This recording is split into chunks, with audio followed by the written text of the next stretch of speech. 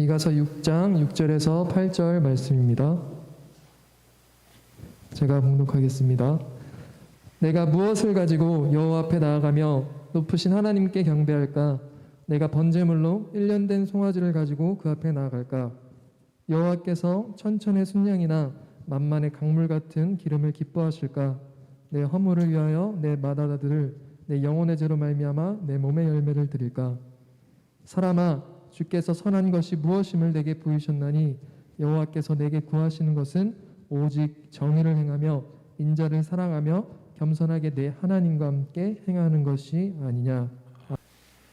하나님의 나라는 말이 있지 않고 하나님의 나라는 능력이 있습니다. 하나님의 나라는 주의 뜻이 무엇인지를 아는 데 멈추지 않고 그 뜻을 행하는 데 진실한 나라의 능력이 있다는 걸 잊지 말아야만 할 것입니다. 경건의 큰 비밀이신 그리스도를 닮고자 하는 것은 모든 성도들의 갈망이며 사모함입니다. 그럼에도 불구하고 그리스도를 닮는 모습이 많이 보이지 않는 것은 현실이어서 아픔을 가지고 이 본문 말씀들을 살펴보고 있는데, 오늘은 믿음으로 구원받는다는 이신칭이라는 이 거룩한 복된 구원의 도가 어떻게 오해되고 있으며 그 오해된 것이 삶에서 능력으로 나타나는 아픔이 보이는데 어떻게 회복할 수 있는지를 집중적으로 살펴보도록 하겠습니다. 우리 주님은 너희는 먼저 그의 나라와 그의 의를 구하라 라고 말씀을 하셨고, 그리하면 이방인들이 구하는 것은 더하여 주시겠다라고 선포하셨음에도 불구하고 우리는 이 우선순위를 뒤바꾸고 이방인이 구하는 것을 먼저 구하다가 주의 나라와 그를 구하지 못하는 아픔을, 빛된 사명을, 소금의 삶을 감당할 교회가, 그리스도인들이 감당하지 못하는 아픔에서 보게 됩니다. 하나님의 나라와 하나님의 의는 성경의 아주 중요한 주제이고, 하나님의 나라는 정의와 공의로 통치되는 나라고, 하나님의 의는 정의와 공의로 나뉘어서 우리에게 설명되지만 동전의 양면과 같이 하나라라는 말씀을 지난주에 살펴보았습니다. 정의와 공의가 하나님의 보좌의 기초입니다. 그렇기 때문에 하나님의 통치 원리는 정의와 공의로 통치하기 때문에 영원한 나라가 됩니다. 그러나 이 세상 나라가 영원하지 않는 것은 불의와 불법이 가득한, 불의와 불공평이 가득한 세상이기 때문에 멸망받을 수밖에 없는 나라라는 사실을 확인해 봤습니다. 이 구원의 믿음은 행함으로 증명되는 믿음입니다. 참된 믿음은 반드시 행함을 수반하게 됩니다. 다른 종교들은 마땅히 살아야 될 도덕적인 삶을 살면 절대자의 마음에 기쁨이 되어서 축복을 받을 수 있다고 주장하는 것이 다른 종교라고 하면, 복음은 예수 그리스도를 통해서 값없이 은혜로 선물을 베풀으신 하나님의 용서와 축복을 받은 자가 이제야 마땅히 살아야 할 삶을 살라고 요구를 받는 신앙입니다. 먼저 하나님은 은혜를 베푸시고 은혜에 합당한 삶을 요구하시는 거죠. 왜냐하면 은혜를 받지 않고는 은혜에 합당한 삶이 나오지 않기 때문에 그렇습니다. 그래서 새 생명 가운데서 사는 삶이 하나님의 백성의 삶이고, 정의와 공의의 삶을 사는 것이, 쉽게 말하면 은혜는 우리와 하여금 정의롭게 만듭니다. 은혜는 값없이 베풀어지지만 그 결과는 참으로 놀랍다는 걸 잊지 말아야 됩니다. 사람을 새롭게 하고 새로운 피조물로 변화시키는 게 은혜의 능력입니다. 우리 로마서 6장 4절에서 예수의 죽으심과 부활에 연합된 우리들이 어떤 것을 목적하고 그리스도의 죽으심과 부활에 연합된지를 분명히 증언받게 됩니다. 그러므로 우리가 그의 죽으심과 합하여 세례를 받음으로 그와 함께 장사되었으니 이는 아버지의 영광으로 말미암아 그리스도를 죽은 자 가운데 살리심과 같이 우리도 또한 새 생명 가운데서 행하게 하려 함이라. 다시 말씀드리겠습니다. 이는 아버지의 영광으로 말미암아 그리스도를 죽은 자 가운데 살리심과 같이 우리도 그리스도와 연합하여 살리심을 받아 새 생명 가운데서 행하는 백성을 만드시려고, 예수의 죽으심과 부활에 우리가 연합한 자가 되었다라고 말씀받고 있습니다. 에베소 4장 23절 24절도 마찬가지입니다. 오직 너희는 심령이 새롭게 되어 하나님을 따라 의와 진리의 거룩함으로 지시를 받은 새 사람을 입으라. 새 사람을 입으라는 말은 새 사람이 아닌데 새 사람이 입으라는 말이 아니라 새 사람이 되었으니 새 사람께 살아라 라는 요구를 우리가 받게 됩니다. 이제 바울은 구원이라는 것은 오직 믿음으로 죄인이 하나님과의 관계를 회복할 수 있다고 말합니다. 이것을 이신칭의의 교리라고 합니다. 믿음으로 의롭다함을 받는다는 교리죠. 참으로 감사할 일입니다. 값없이 은혜로 하나님의 용서와 사랑을 받아 하나님의 자녀가 됩니다. 그런데 야고보서의 저자인 야고보 선생의 사도는 그 믿음이 행함으로 증명되어야 온전한 믿음이라고 말합니다. 바울이 원래 의도했던 믿음에 관해 오해하고 있는 그 시대의 성도들을 향하여 죄에서 의롭게 하는 살아있는 믿음에 습한다는 행함에 대해서 말하는 거죠. 두 사람은 같은 것을 다른 각도에서 증언하고 있는 것입니다. 야고보서 2장 23절에 이렇게 증언합니다.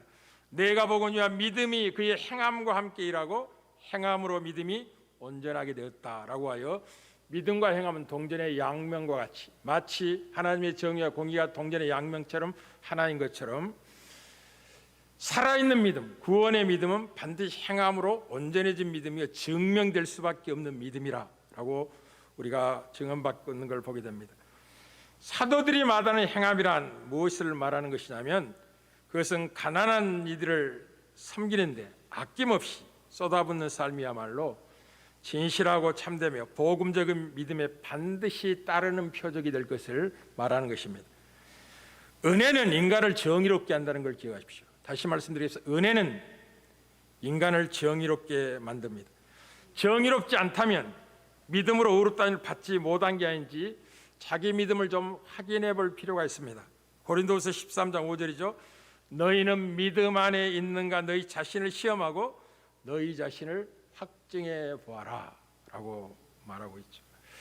사랑하는 성도 여러분, 창조주 우리의 구원에 하나님께서 세우신 법은 공평과 공의의 법이고 이웃사랑을 요구하는 법이라는 걸 잊지 말아야 됩니다.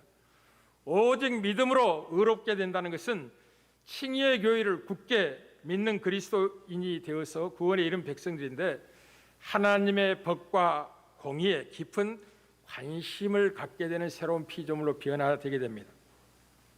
그리고 하나님의 정의가 세상에서 높이 들림받는 것을 온 영혼이 바라고 기뻐하면서 그런 나라가 되기를 갈망하는 백성이 하나님의 백성입니다.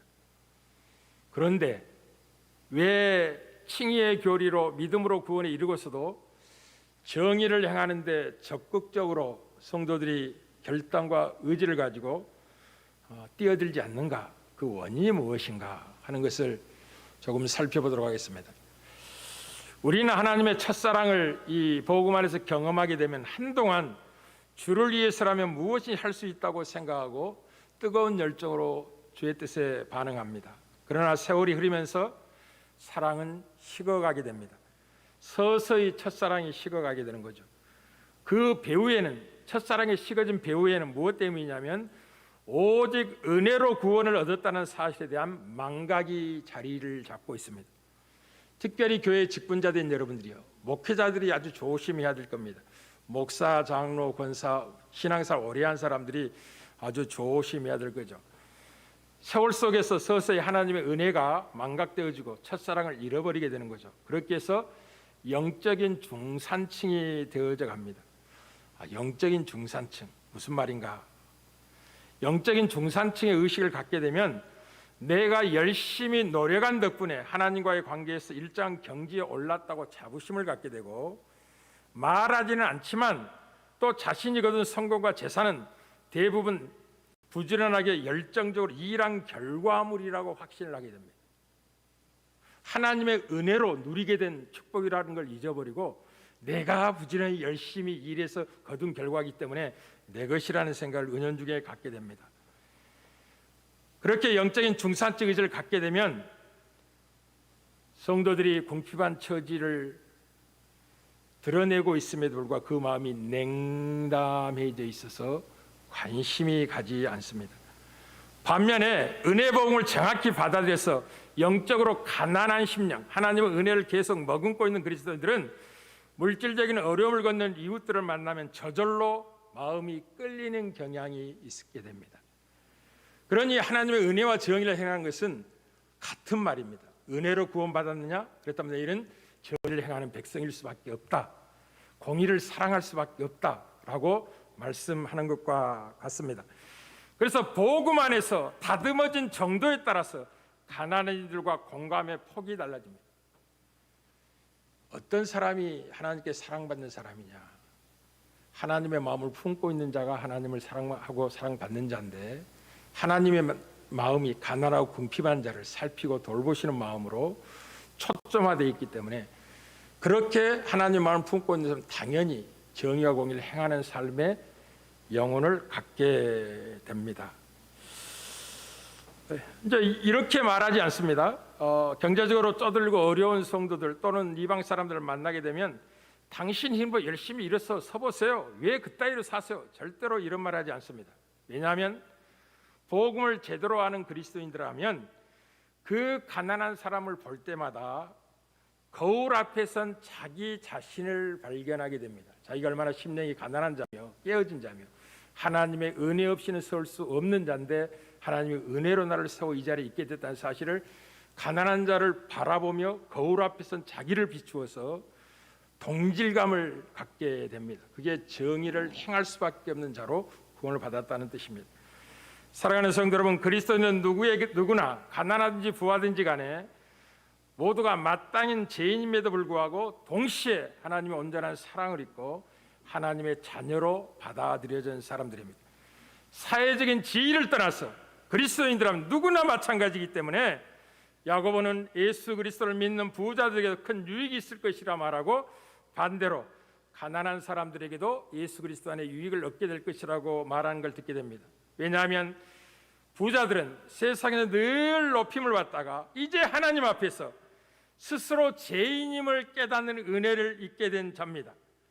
죄인임을 깨달았다는 말이 무슨 말이냐면 자기 자신이 가장 낮은 자로 내려갔다는 말이고 교만이 꺾이고 겸손한 자가 되었다는 말입니다. 어찌 가난한 사람을 무시하거나 모른 척할 수 있겠습니까? 자기와 동질받은 사람이 자기 앞에 서 있는데, 반면에 주님을 맞아들인 가난한 사람들에게도 복음이 유익된 것은 늘 세상에서 하찮은 존재로 취급을 받다가 복음 안에서 영적인 높은 지위에 오른 하나님의 자녀의 반열에 올랐다는 사실 앞에 긍지를 갖게 됩니다. 이것을 야고보서 1장 9절 10절에 이렇게 증언합니다.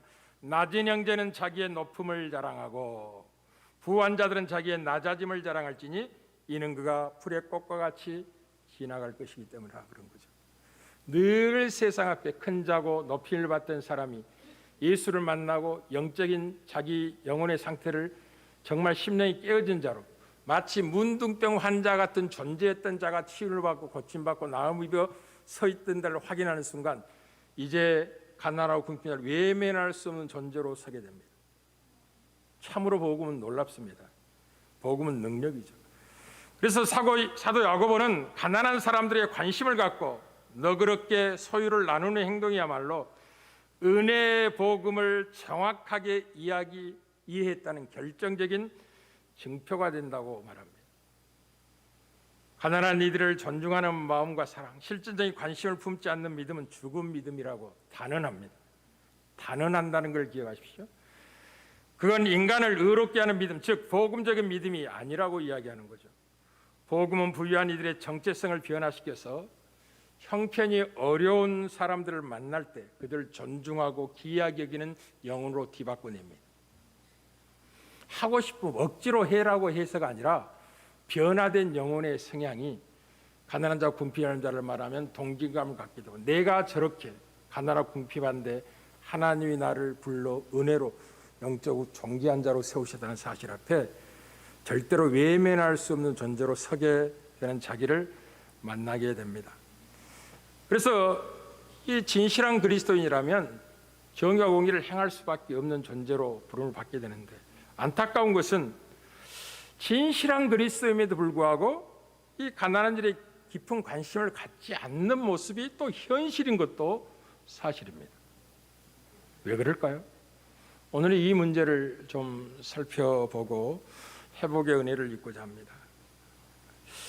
이 정확하게 말하면 진실한 그리스도인들이 가난한 자를 만나면 이 깊은 애정과 사랑을 가지고 돕고 싶은 마음이 없어서가 아니라 그런 마음은 있습니다. 그런데 그런 마음이 영혼 깊은 곳에 잠들어 있기 때문에 그렇습니다. 존재론적으로는 정의를 행하며 공의를 사랑하는 존재로 구원을 얻었음에도 불구하고 그 복된 삶이 영혼 깊은 곳에 잠들어 있기 때문에 누군가 깨워줘야 되는데 깨워주지 않는 거죠. 그 책임이 목회자에게 있습니다. 목회자들이 정의와 공의를 행하기를 기뻐하지 않는데요. 세상 사람 똑같이 부유하고 큰 집에서 큰 차 굴리면서 세상에서 성공자라고 인정받고 싶은 욕망이 목회 배우의 또라이를 튀고 있는데 어떻게 잠든 영혼을 깨울 수가 있겠습니까? 그래서 미가 선지자는 미가서 3장 11절에 그 시대에 공의 없음 정의 없음에 대한 이렇게 증언합니다. 그들의 우두머리들은 뇌물을 위하여 재판하며 그들의 제사장들은 싹쓸 위하여 구원하며 그들의 선지자들은 돈을 위하여 점을 치면서도 여호와를 의뢰하여 이르기를 여호와께서 우리 중에 계시지 아니하냐 재앙이 우리에게 임하지 아니하리라 하는도다 라고 하여 하나님의 백성이 마땅히 살아내 삶을 살지 않는 그 백성을 그 삶으로 되돌이키기 위하여 하나님은 아수르를 동원하여 북방 이스라엘을 심판하시고 흩으셨습니다. 무엇 때문에? 자기 백성의 정체성을 회복하시려고, 돌이키게 하시려고. 사실 인간은 이렇게 지적받으면 자동적으로 이 방어하는 방어 시스템이 작동합니다. 그래서 저 목회자가 복음을 전할 때 참 조심스럽고 끊임없이 경계하고 단위에 올라섭니다. 절대로 율법적인 설교 안 해야지, 복음적인 설교해야지 다짐하고 오는데도 불구하고 안타까움이 먼저 앞서다 보니까 이렇게 하십시오 저렇게 하십시오 하고 강요하는 율법적인 설교를 하게 됩니다. 참 아프죠. 그러나 여러분이 율법적인 설교를 들으면 자동적으로 방어 시스템이 작동해서 알고 있으면서도 거부하고 튕기고 순종하지 않습니다. 그럼 어떻게 해야 되느냐?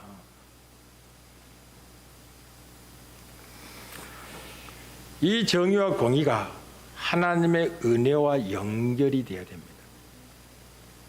왜냐하면 우리가 은혜로 구원받고 이 신칭의 교리는 은혜 받은 자를 정의롭게 만들기 때문에 반드시 하나님의 은혜가 얼마나 크게 우리에게 임했는지 그 은혜를 우리가 어떻게 누리며 사는 영광을 허락받았는지를 끊임없이 확인하고 그 은혜의 크기가 영혼에 스며들게 되면 자연스럽게 정의와 공의를 행하는 삶이 나오게 됩니다.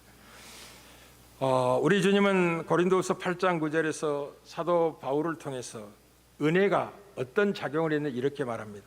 우리 주 예수 그리스도의 은혜를 너희가 알거니와 부요하신 이로서 너희를 위하여 가난하게 되심은 그의 가난하심으로 말미암아 너희를 부요하게 하려 하심이라 라고 하여 예수 그리스도가 낮아지신 것은 우리를 높여서 진정한 높은 자의 경지인 부요의 삶을 살게 하고 쉽게 말하면 가난하고 궁핍을 섬기며 사랑하는 삶을 살게 하시려고 그분이 친히 낮아지셨다.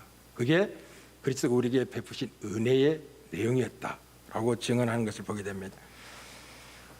성도들은 다 예수 그리스도 닮고자 하는 열망이 있습니다. 갈망이 있습니다. 내 평생 소원 이것뿐, 주 예수 닮는 것, 주의 사랑을 아는 것, 주 예수처럼 행하는 것, 이게 우리의 갈망이죠. 그렇다면 베푸는 일에도 주님을 닮아가야 한다는 걸 기억하십시오. 주님은 부유하신 이로서 우리를 위하여 가난하게 되셨다는 사실을 잊지 말아야 할 것입니다.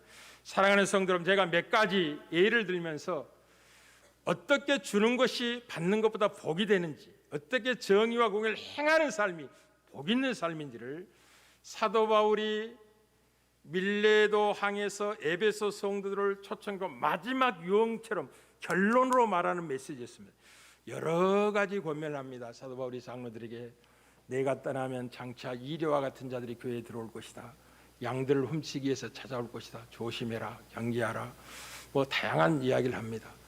그리고 마지막 결론을 어떻게 맺냐면 주 예수께서 친히 말씀하시기를 주는 것이 받는 자보다 복이 된다는 사실 잊지 말고 감독하라 라고 가르치는 것으로 결론 맺게 보는 겁니다. 우리는 이제 쉽게 이 정의와 공의를 행하지 못하는 이유가 내 돈은 내 것이라고 생각을 하기 때문에 그렇습니다. 그렇다면 만약 예수 그리스도가 내 피는 내 것이고 내 생명은 내 것이라고 말씀하셨다면 아무도 구원에 이르지 못했을 것입니다. 아무도. 내 피 얼마나 아까운데, 내 생명이 얼마나 소중한데, 내가 어떻게 죄인들 위해서 내 피를 흘릴 수 있단 말이야. 내 생명을 내어줄 수 있게 했다면 아무도 구원에 이를 수 없을 것입니다.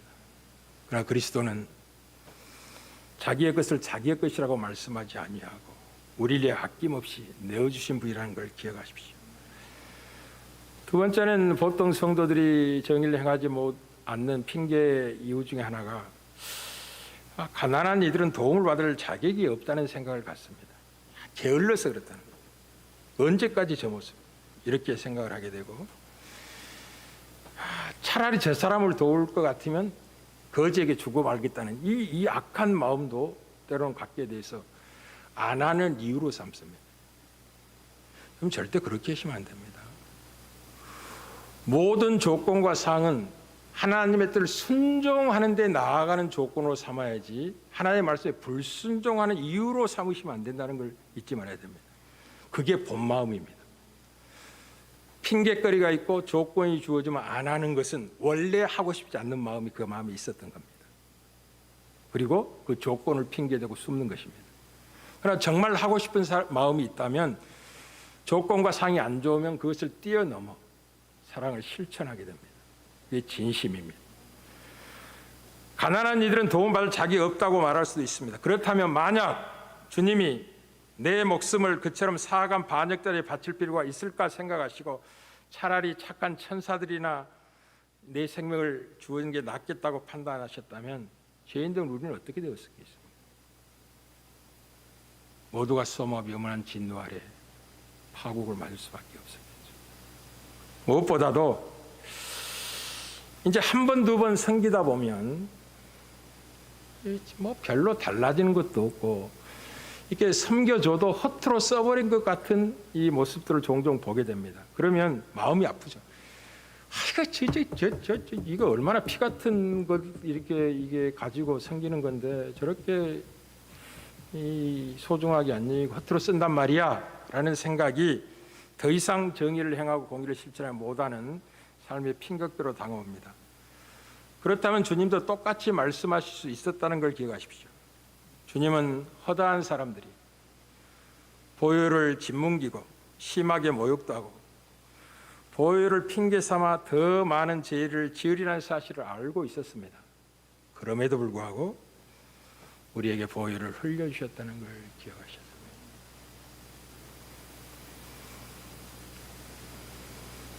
하나님의 은혜를 누리셔야 됩니다. 복음 안에 충만한 성령의 역사를 누리셔야 됩니다. 정의와 공의를 행하는 것이 신자의 당연한 도리입니다. 왜냐하면 하나님의 보좌의 기초가 정의와 공의를 기초 삼고 있기 때문에 그렇습니다. 우리 주께서 이 땅에 오신 것은 영원한 하나님의 나라를 세우시기 위함인데 그 나라가 정의와 공의로 다스려지는 나라이기 때문에 영원한 나라입니다. 우리는 아브라함을 부르실 때부터 하나님의 그 의도를 뜻을 분명히 하셨습니다. 이미 첫 번째 설교에서 말씀을 드렸습니다. 하나님이 세상을 창조해놓고 얼마나 힘이 보시기에 좋았다고 했는지. 정말 모든 피조세계가, 인간까지 포함해서 모든 동식물 피조세계가 창조주의 넉넉함 때문에 모두가 공평하게 골고루 하나님의 은혜 혜택을 다 누릴 수 있는 조건으로 창조되었습니다. 힘이 보시기에 좋았습니다. 그런데 죄가 들어와서 그 모든 것을 깨트려 버린 거죠. 그래서 세상은 불의와 불공평이 가득한 곳이 되고 만 겁니다. 그리고 다시 구원의 백성을 불러서 그 원래 의도된 창조의 목적으로 회복시키고자 하는 것이 구원의 목적이기 때문에 아브라함을 부르실 때부터 소돔과 고모라 성을 심판하러 가시면서 내가 어찌 강한 나라요 모든 민족의 아비가 될 아브라함에게 내 뜻을 감출 수가 있겠느냐고 친구와 같은 그에게 내 계획을 알리면서 소돔과 고모라 심판하러 간다고 이야기하면 중요한 말씀을 하십니다. 뭐라고 말씀하냐면 내가 아브라함과 그 자손을 택한 것은 여호와의 도를 지켜 의와 공도를 행하게 하려고 그들을 택하였다. 정의와 공의를 살아가며 행하는 백성 만들려고. 그게 선한 일입니다. 지도자들이 뇌물을 받고 재판하고, 지사장들이 싹쓸 위하여 교훈하고, 선지자들이 세상에 돈을 받고 점을 치는 이 지도자들의 타락과 부패를 아픔으로 바라보면서 하나님이 원하시는 것이 무엇인지, 선한 것이 무엇인지를 아느냐. 그것은 외적 예배 행위를 통해서 하나님을 기쁘시게 하는 게 아니라 너희들의 삶의 변화를 통하여 하나님을 기쁘시게 하는 것이라고 말씀하고 있는 것입니다. 여러분, 미가서의 이런 표현은 인간이 신을 향하여 드릴 수 있는 최고의 지극정성이죠. 내가 무엇을 가지고 여호와 앞에 나아가며 높으신 하나님께 경배할까? 내가 번제물로 1년 된 송아지를 가지고 그 앞에 나아갈까? 여호와께서 천천의 수당이나 만만의 강물 같은 기름을 기뻐하실까? 내 허물을 위해 내 마다들을, 내 영혼의 죄로 말미암아 내 몸의 열매를 드릴까? 정말 인간은 그럴 수 있는 존재입니다. 자기의 유익을 위하면 자식까지 잡아낼 수 있는 자가 부패한 인간입니다. 하나님은 그런 것 원하신 게 아니라고. 사람아, 주께서 선한 것이 무엇인지를 내게 보이셨나니 여호와께서 내게 구하시는 것은 오직 정의를 행하며 인자를 사랑하며 겸손하게 내 하나님과 함께 행하는 것이 아니냐. 하나님이 우리에게 요구하신 것, 이 시대에 주의 백성의 경건의 능력을 잃어버린 교회와 자기 백성들에게 지금 원하시는 것이 무엇이냐면 겸손하게 하나님과 동행하는 삶을 원하고 있습니다. 그런데 겸손하게 하나님과 동행한다는 것이 무슨 말이냐면 그 마음에 가난하고 궁핍한 영혼을 향하여 긍휼의 마음을 가지고 인자의 마음을 가지고 정의를 행하는 삶이 겸손하게 하나님과 함께 행하는 삶이라고 증언하고 있는 것입니다. 사랑하는 성도 여러분, 그리스도를 닮고 싶다면 마음에 들지 않고 가난하고 감사할 줄 모르는 자격이 없는 이들에게 많이 주십시오. 그리고 자주 주십시오. 그리고 거저 주십시오. 그리스도께는 그렇게 죄인들 향해 아낌없이 자기 자신을 내어줌으로 말미암아 진정한 영광의 자리에 오르셨습니다. 그리고 그 영광의 자리 우리로 하여금 오라고 부르고 계십니다. 얘들아, 너희가 나를 구주로 선생이라고 주라고 고백한다면 내가 걸어간 그 길이 너희들의 길이 아니겠니? 내가 너에게 가르친 것을 행하는 것이 제자된 도리가 아니겠니? 내가 너희들에게 무엇이라고 가르쳤느냐? 어떻게 본을 보이셨느냐? 내가 어떻게 영광의 자리에 올랐느냐? 너희도 그 영광의 자리에 오르기를 원한다. 그 사실을 사도 바울은 주는 것이 받는 것보다 복이 있다는 주님의 말씀을 기억하라고 레위 사장들에게 결론처럼 말한 것으로 끝을 냈습니다. 사도행전 20장 35절입니다. 범사에 여러분에게 모본을 보여준 바와 같이 수고하여 약한 사람들을 돕고 또 주 예수께서 친히 말씀하신 바 주는 것이 받는 것보다 복이 있다 하심을 기억하여야 할지니라. 할렐루야. 살아내는 은혜가 있기를 주의 이름으로 축복합니다. 능히 할 수 있는 능력 우리에게 허락하셨습니다. 어둠이 가득한 세상의 빛으로 부패가 가득한 세상의 소금으로 존재하는 교회와 온 성도들 되어지기를 주의 이름으로 축복합니다.